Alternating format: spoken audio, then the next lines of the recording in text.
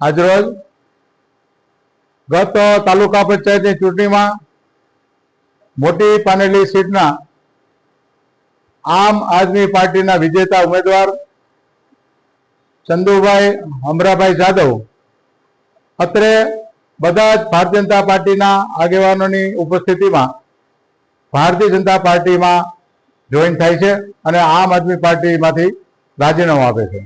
આ સંદર્ભમાં મારે એ કહેવાનું છે કે ચંદુભાઈ જાદવ એમને પાનેલીના સરપંચ તરીકે પાનેલી ગામની ખૂબ જ સેવા કરી છે।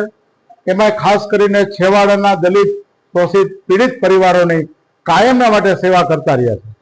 એ અગાઉ ભારતીય જનતા પાર્ટીના ગત સંગઠનની અંદર તાલુકા ભાજપના મંત્રી પણ હતા।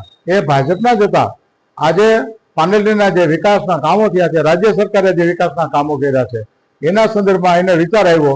જે વખતે આમ આદમી પાર્ટીમાં લડ્યા એની પાછળનું કારણ પણ હતું કે એને કદાચ ટિકિટમાં અસંતોષ હતો, પણ જે હોય તે આજે મૂળ ઘરે પરત ફેર્યા છે। અમે ભારતીય જનતા પાર્ટી તરફથી, ભારતીય જનતા પાર્ટી જિલ્લા ભાજપ તરફથી અને પ્રદેશ ભાજપ તરફથી એનું ભાજપમાં સ્વાગત કરું છું અને આજથી એ ભાજપની અંદર સમર્પિત કાર્યકર્તા તરીકે કામ કરશે।